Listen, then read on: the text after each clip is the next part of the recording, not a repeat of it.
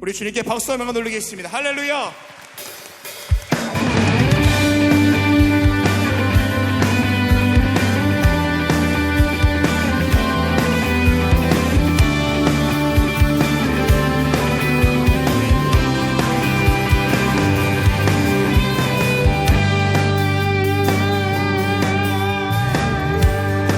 왕 되신 주께 감사하세. 왕 되신 주께 감사하세. 그 사랑 영원하리라. 모든 것 위에 뛰어나신 주 그 사랑 영원하리라. 찬양 찬양. 능력의 손과 능력의 손과 거신 팔로 그 사랑 영원하리라. 아멘.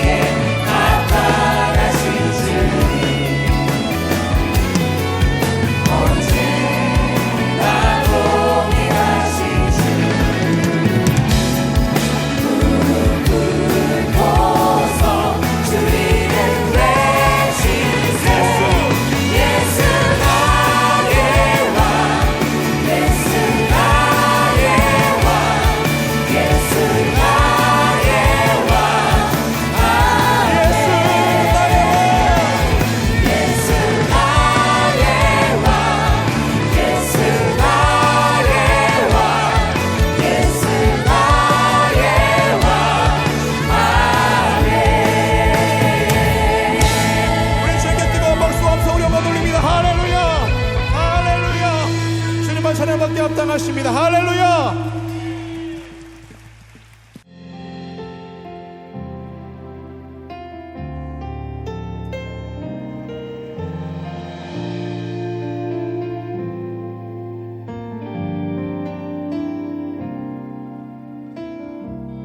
주님을 사랑하는 기쁨을 그 즐거움을 빼앗기지 않게 하소서.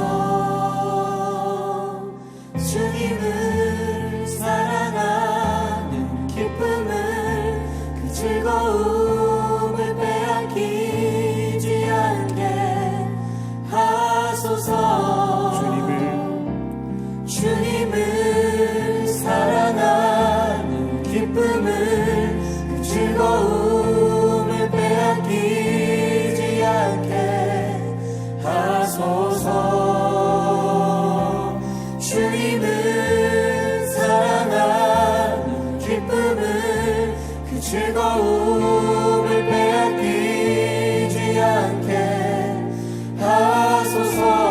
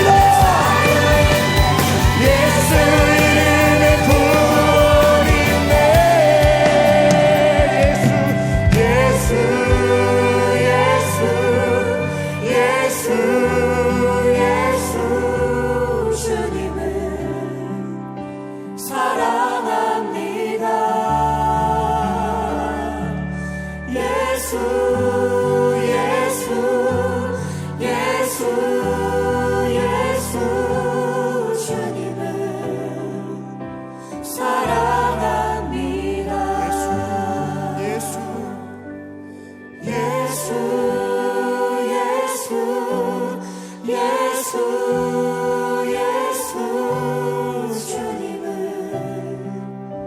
사랑합니다. 예수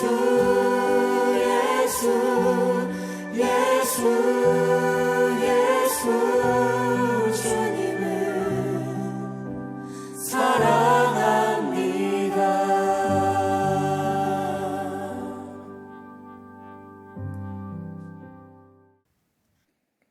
여러분, 믿음이 있을 때에 안정감이 있는 겁니다. 믿음이 있을 때에 평안함이 있고, 믿음이 있을 때에 용기가 있습니다. 그런데 문제는 우리가 믿는 믿음이 무엇을 믿느냐는 겁니다. 우리의 믿음의 대상이 누구냐는 겁니다. 여기에 따라서 삶이 달라집니다. 어떤 사람은 믿음이 있는데 나약함과 무능함에 쌓여서 무기력한 인생에 살아가는 반면에, 어떤 사람은 같은 믿음인데도 믿음의 대상이 달라 평안과 안녕 그리고 용기 있는 인생으로 살아가는 것을 보게 됩니다. 구약신학자인 브루거만이라는 사람 말하기를, 인간은 who I am 으로 정의되는 것이 아니라 내가 누구의 소유냐, whose I am, 내가 누구에게 속하여 있느냐,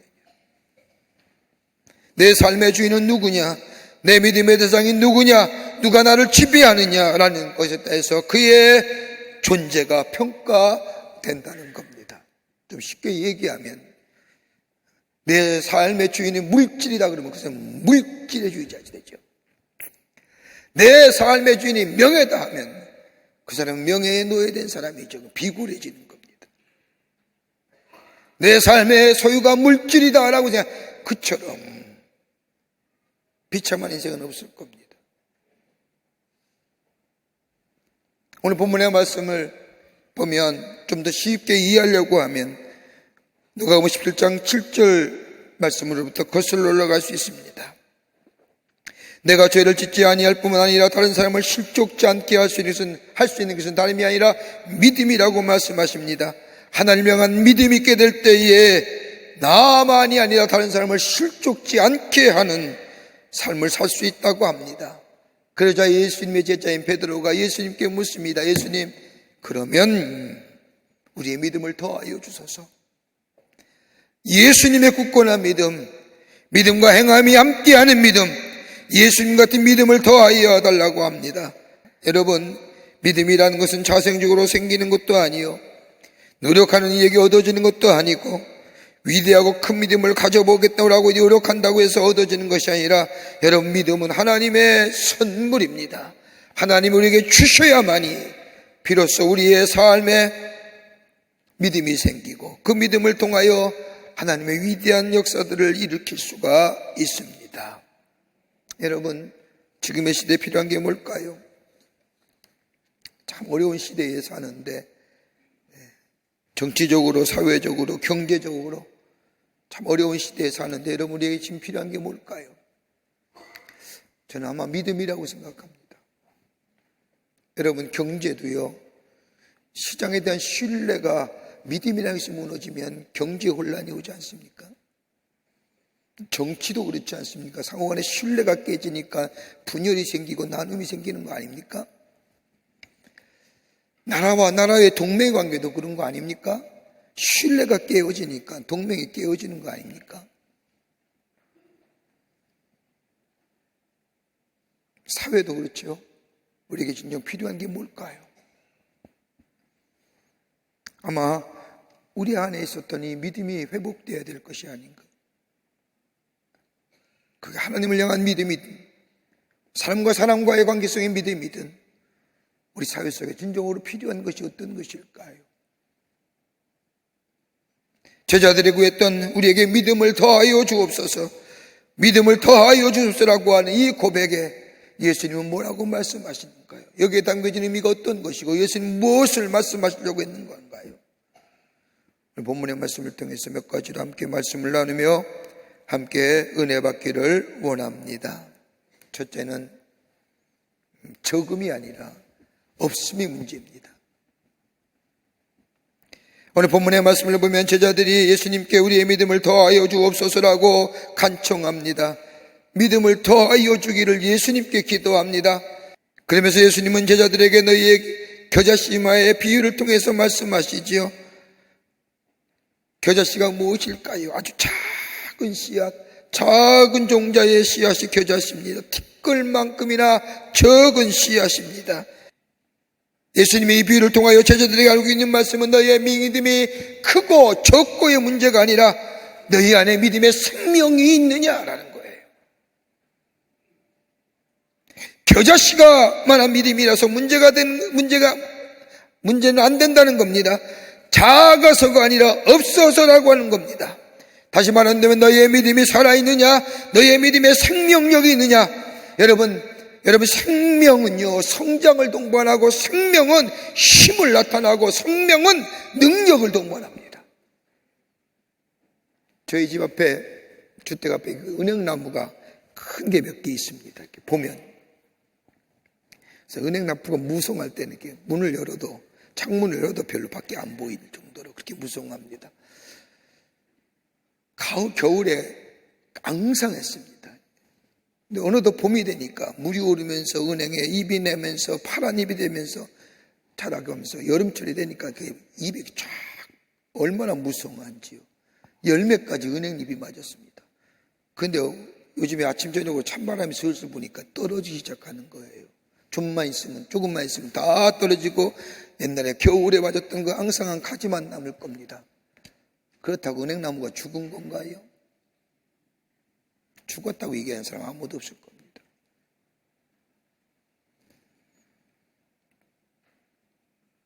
죽었다고 얘기하는 사람 아무도 없을 겁니다. 봄이 오면 다시 물이 오르고 잎이 생기고 여름철엔 무성해지고 가을엔 열매가 맺으며 겨울엔 떨어지는 이것이 순환되어질 겁니다. 여러분, 살아있는 것은 이런 겁니다. 생명력이 있다고 하는 것은 새롭게 변하는 힘이 있기 때문입니다. 여러분, 생명력은 저 성장을 방해하는 모든 요소를 극복합니다. 힘을 나타냅니다. 믿음의 모습도 마찬가지입니다. 믿음이 얼마나 크느냐, 얼마나 많은 시간의 신앙생활을 했느냐, 이것이 문제가 아니라 내 삶 속에 얼마만큼 하나님을 신뢰하며 살고 있느냐. 큰 사건 속에서 믿음의 모습이 아닐지라도, 작은 삶 가운데 소소한 일이랄지라도 주님과 함께 더불어 살아가느냐.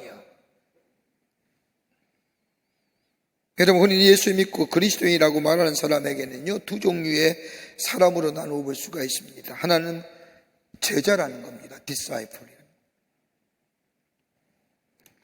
제자의 삶이지요. 예수님의 말씀에 순종하는 삶입니다. 더 나아가 예수님이 말씀하신 것처럼 자기 십자가를 지고 예수를 온전한 마음으로 따르는 사람, 이런 사람을 가리켜서 제자라고 하는 겁니다. 또 한 종류의 사람 있죠? 팬입니다. 예수에 대하여 열광하는 사람. 여러분, 팬이라고 하는 사전적 정의를 살펴보면 열정적으로 누군가를 좋아하는 사람. 팬은요, 맨몸에 페인트 칠을 하고서 축구 경기를 찾는 사람과도 같습니다. 정말 그래요. 제가 우연치 않게 영국에 가서 프리미어 리그를 볼 기회가 있었는데 누가 같이 가자 그래서 맨살에 바디 페인팅 해가지고 마치 유니폼을 입은 것처럼 하고 다닙니다. 끝나고 나면 얼마나 열광하는지. 여러분, 영국 사람의 종교는 축구예요, 축구. 괜히 어정쩡하게 상대편 자리에 앉았다가는 말 한마디도 못하고 그냥 조용히 있다가 나올 정도로 그렇게 열광입니다. 팬이죠. 광분합니다. 관람석에 앉아서 팀을 열렬히 응원한 사람이 팬입니다. 팬은 선수가 사인한 운동 셔츠를 벽에 걸고 자동차 뒤에 갖가지 범퍼 스티커를 붙이면서 응원하는 것 같습니다. 그런데 문제는 뭐예요? 정작 경기장에 나가는 법이 없습니다. 땀을 뻘뻘 흘리며 달리거나 공을 차지는 않습니다. 선수들에 관해서 모르는 것 없이 다 알고 있고 최근의 것을 줄줄이 깨고 있지만 정작 선수는 모릅니다. 게다가 응원하는 팀이 자꾸 패하게 되면 마음이 바뀌죠? 마음이 떠나잖아요. 이길 때만, 승승장구할 때만 마음가짐이 자꾸만 접어요. 내가 응원하는 팀이. 마음 떠나죠? 그것이 너무 오래 멀리 가다 보면 팀 바꿔버리잖아요. 팬은 어디까지나 팬입니다. 여긴 역사가 없는 거예요. 기쁨이 없는 겁니다. 예수님이 원하시는 관계는 스타와 팬의 관계가 아닙니다. 이런 사람은 믿음이 없는 사람입니다. 팬으로 남겨진 사람은 아무런 능력이나 힘이나 열매가 없습니다. 그러나 예수님과의 사소한 일이랄지라도 그분과 함께 걸어가는 인생, 그분과 함께 소소한 일과 함께 의논하는 인생, 여기에 생명이 공급되고 여기에 생명력이 있고 여기에 힘이 있습니다. 그러기에 누가복음 15장 5절의 말씀을 보면 나는 포도나무여 너희는 가지라 그가 내 안에 내가 그 안에 거하면 사람의 열매를 많이 맺나니 나를 떠나서는 너희가 아무것도 할 수 없습니다. 내게 능력 주시는 자에서 내가 모든 것을 할 수 있느니라. 여러분, 하나님이 거저 우리에게 힘을 주시고 우리에게 뭔가 슈퍼맨 같은 일이라는 게 아니라 소소한 일이라도 하나님과 함께 의논하며 주님과 함께 걸어가는 자에게 거기에 적은 믿음이랄지라도 생명의 역사가 일어나고 거기에 힘이 나타나며 거기에 능력이 나타나며 거기에 믿음의 터가 넘며 하나님이시는 축복의 역사가 일어납니다. 이 얘기하는 거예요. 믿음이 많냐 적냐가 아니라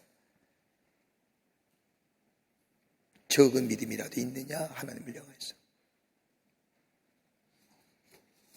두 번째는 자기 주권의 포기입니다. 믿음을 갖는다는 것은 생명을 공급받을 뿐만 아니라 오늘 본문의 말씀을 보면 내 주권, 다시 말한다면 내 것을 부정하는 겁니다. 이럴 때 우리의 살아있는 믿음을 소유합니다. 여러분, 언제나 예수님은요 철학적이고 논리적이고 무슨 거창한 논리를 가지고 말씀하지 않습니다. 저 바리새인과 서기관의 성경적 논쟁 가운데서도 예수님은 언제나 비유로 말씀하시죠. 오늘도 우리에게 믿음을 더하여 달라고 하는 제자들에게 겨자씨의 비유를 말씀하시고 두 번째 비유를 말씀하시는데 종이 있습니다. 주인이 밖에 나가서 일하라고 명합니다. 그럴 때에 주인이 종이 일하고 들어왔다고 해서 너 여기 앉거라, 내가 얼리 가서 저녁을 지어주마, 얼마나 수고가 많느냐, 너는 좀 쉬거라, 이렇게 얘기하는 주인이 없다는 겁니다. 있습니까? 없어요. 오히려 주인이 한 밖에 나가서 하루 온종일 일한 종을 가리켜서 야 빨리 와서 저녁을 지어라, 내가 시장하구나, 그리고 너는 내가 먹은 다음에 먹어라. 주인이라는 거예요. 아무리 수고해도 그 수고를 위로하고 칭찬해 주인은 없다는 거예요. 여러분, 요즘 같으면 이런 사람들 어디 갈까요? 아마도 인권보호센터나 이런 데 가겠죠. 그런데 종은 이러는 거예요. 주님이 이렇게 말씀하신 것은 저들의 인권이나 자유나 이런 문제를 얘기하는 것이 아니라 종의 정체성을 말하는 겁니다. 종이란 무엇이라는 거예요. 종은 내 것이라는 것이 없다는 겁니다. 내 가진 것이 내 것이 아닙니다. 다 주인의 것입니다. 내 몸도 주인의 것입니다. 그러기에 주인이 죽으라면 죽어야 됩니다. 이게 종의 정체성입니다. 여러분, 그리스도인이 무엇입니까? 예수께 속한 사람입니다. 모든 것이 다 주인은 내 것이 아니라 예수님이라 고백하는 사람이 그리스도인입니다. 여러분, 이렇게 고백하는 게 어떤 고백일까요? 신학적으로 얘기하면 청지기적 고백이라는 거예요. 내 거 아닙니다. 주인의 것입니다. 내 소유라는 게 없습니다. 물질이나 건강이나 자녀나 다 내 것이 아니라 예수 그리스도가 주인 되십니다. 그저 주인 되시는 예수님께서 나의 생명이 다하는 날까지 이거 내게 맡겨주신 겁니다. 저는 관리할 따름입니다. 이게 있으면요 믿음 있는 거예요. 이게 안 되니까 하나님을 향한 믿음이 없는 거예요.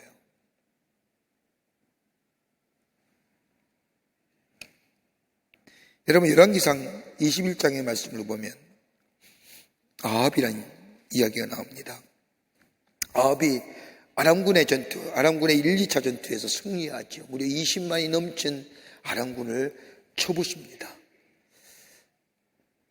아합이 탁월해서가 아닙니다. 여러분 성경 말씀을 보면 북이스라엘 왕국에서 아합과 이세벨처럼 악한 임금이 없습니다. 근데 하나님은 이스라엘 백성과 맺은 언약 때문에 아합을 승리케 하시지요. 1, 2차 전쟁에 승리한 이 아합이 자신이 돌아와서 자신의 승전과 자신의 많은 사람 앞에 자신의 행한 일을 좀 보여야 되는데 어떻게 하면 될까 고민하다가 왕궁을 건축하기로 합니다. 중축하기로 하는 겁니다. 왕궁을 좀 크게 세우고 자신이 저 아람군의 전쟁에서 승리한 승리의 주역이며 이스라엘 왕임을 자랑하고 싶어서 가만히 뒤도보는데 가장 적합한 장소가 어디냐?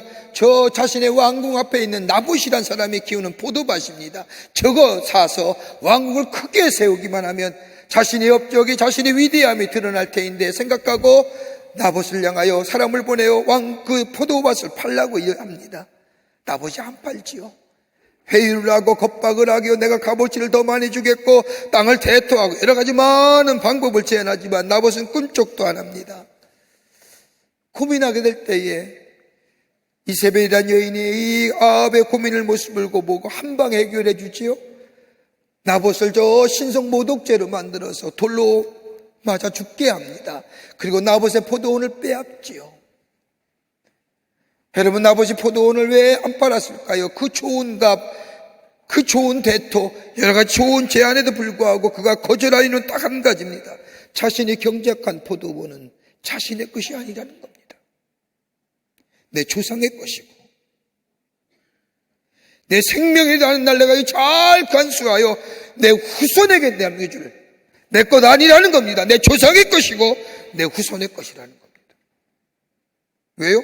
이 당시의 토지는 하나님의 율례와 규례에 의하면 본인의 것이 아니라 조상의 것이고 저 후손의 것이기에 잘 간수하고 잘 관리할 의무와 책임이 본인에게 있다는 겁니다. 나봇은 그것을 한 거예요. 나 내 거 아니다. 누구 거? 내 조상 거고. 누구 거요? 내 후손 것이다. 나는 거 잘 관리하고 간수하여 내 후손에게 물려줘야 청지기죠. 여러분, 우리가 누리는 자유가 어떤 걸까요? 우리가 누리는 이 민주주의 어떤 거예요?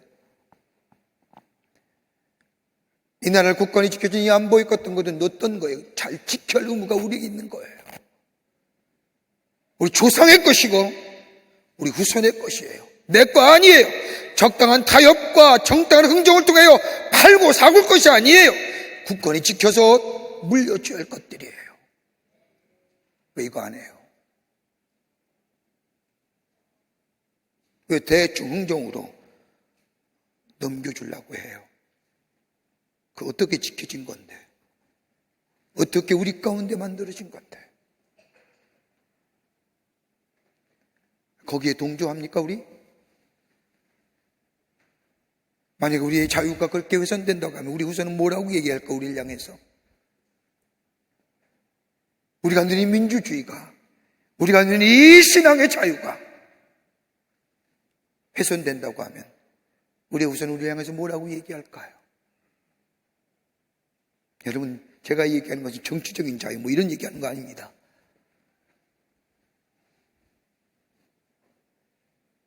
우리가 누린 이 안보, 우리의 선조들이 이 땅을 지키기 위해서 피 흘렸던, 순국했던 선열들의 그 몸부림, 여러분 적어도 우리가 이거 지키고 우리 후손들에게 그대로 물려줘야 되는 거 아닙니까?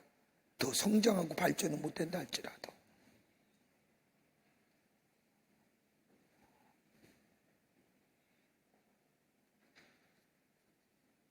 믿음이 있는 것 같지만 아무것도 할 수 없는 껍데기의 믿음, 생명력이 사라지는 믿음, 이 힘이 없고 쉬 넘어지지요. 능력이 사라졌기에 문제나 사건이 생기면 그 자리에 주저앉습니다. 다름이 아니라 내가 누구인가? 내가 누구에게 속한 건가? 후사예매. 여기 분명해지면요, 믿음이 우리 안에 있어지고요, 그 믿음이 우리의 삶의 지경을 넓히고요, 삶의 터전을 높여드리고요, 우리의 삶 속에 하나님이 주시는 약속의 성취를 누리며 사는 복된 인생 됩니다.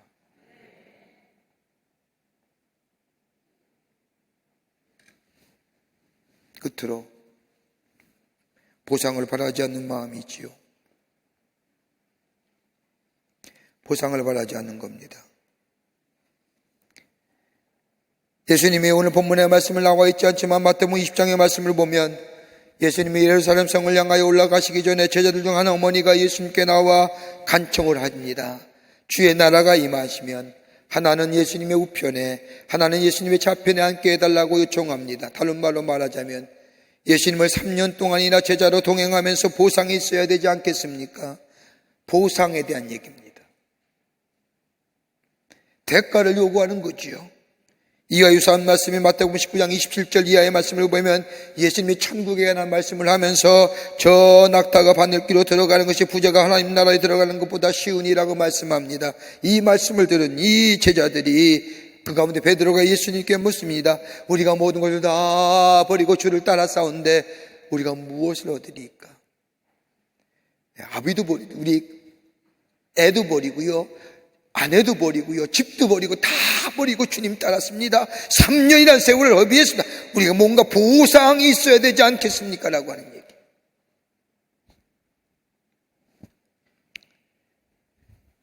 여러분, 이 정도 예수님 따르면 대가가 있어야 되지 않습니까? 예수님을 이만큼 따랐으면 천국에 들어가야 되는 거 아닙니까? 예수님 이만큼 따랐으면 믿으면 보상이 있어야 되지 않습니까? 라고 얘기하는. 여러분, 가장 불행한 사람이 어떤 사람일까요?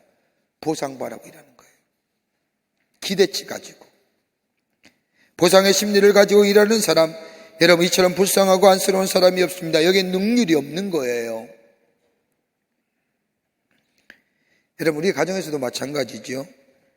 남편이 아내를 향하여 사랑한다는 말은 100번을 해도 괜찮지만 상대방에게 사랑해? 라고 묻는 건 사랑의 진실성과 사랑의 소중함을 잊어버린 거 아니에요? 내가 당신 사랑하는데 정말 나 사랑해? 사랑하면 됐지. 뭘 또 사랑한다고 물어봐요. 확인시키고. 나 사랑해? 이것처럼 무슨 일이 어디 있어요? 그 사랑이 거짓 아니에요? 그렇게 얘기하지 말려고. 사랑하면 끝까지 사랑하는 거죠. 사랑했으면 사랑한 거로 끝나지. 나 정말 이렇게 했는데도 당신 나 사랑해? 이것처럼. 그럼 그렇게 물어보는 순간 사랑의 진실성이 사랑해? 사라지는 거 아니에요? 웃는 사람은 저와 동감하는 거예요. 웃지 않는 사람은 심각한 표정으로 옆 사람 보는 사람 뭔가 문제가 있는 거예요. 대가 바라지 않는 거, 보상 바라지.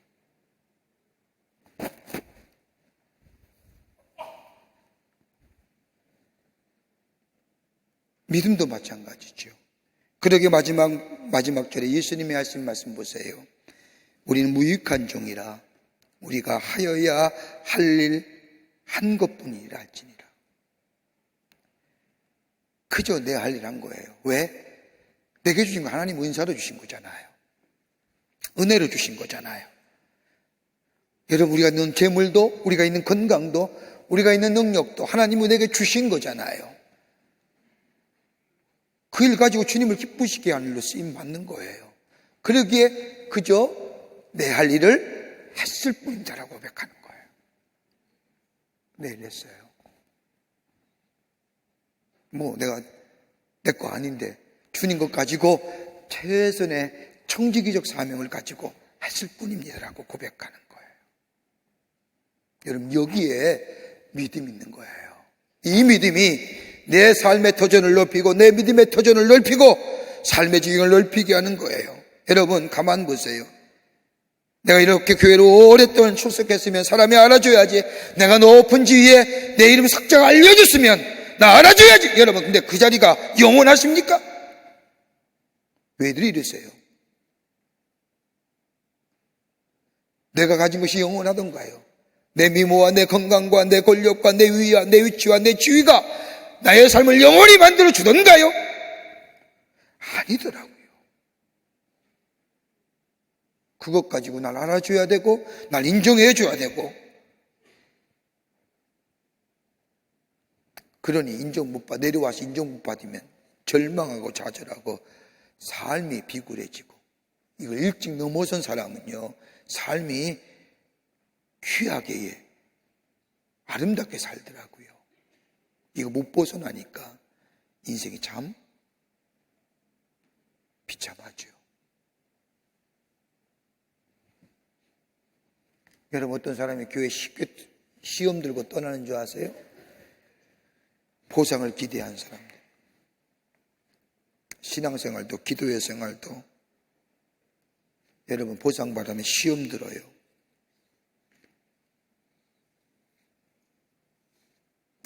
하나님과의 깊은 영적인 교제 속에 나는 무익한 종입니다. 나는 아무것도 아닙니다. 하나님 앞에 철저히 자신의 주권을 부인하고 대가를 바라지 아니하고 적은 믿음이라도 하나님과 교제하며 주님과 걸어가는 인생 될 때 하나님은 그 믿음을 통하여 역사를 일으키시는데 삶의 지경이 넓혀지고 믿음의 터전이 넓혀져 믿음이 성숙되어져 가고 성장자라져 가고 그 믿음을 통해서 많은 사람에게 기쁨을 주는 하나님이 살아계심이 증거되는 우리의 삶으로 하나님 인도해 가실 줄을 믿습니다. 이런 믿음이 되시기를 여러분과 저가 되기를 주님의 이름으로 축원합니다. 하나님 감사합니다. 저희들 사랑하시고 하나님의 자녀 삼으심에 감사합니다. 우리의 믿음이 깊은 믿음의 자리, 성숙한 믿음의 자리 되기를 원합니다. 믿음이 많고 적고의 문제가 아니라 내 믿음 안에 생명력 있는 믿음 되기를 원합니다. 내 주권이 포기되기를 원하고 그뿐 아니라 주님과 늘 교제하며 주님의 신 은사에 감사하며 살아가는 저희들 되게 하여 주셔서 우리의 믿음의 터전이 우리의 삶의 지경이 넓혀지는 그래서 하나님을 존귀하게 드러내며 증거하는 저희들의 삶이 되게 하여 주시옵소서. 성령이 도우시고 인도하여 주시옵기를 원하오면서 예수님의 이름으로 기도하옵나이다. 아멘.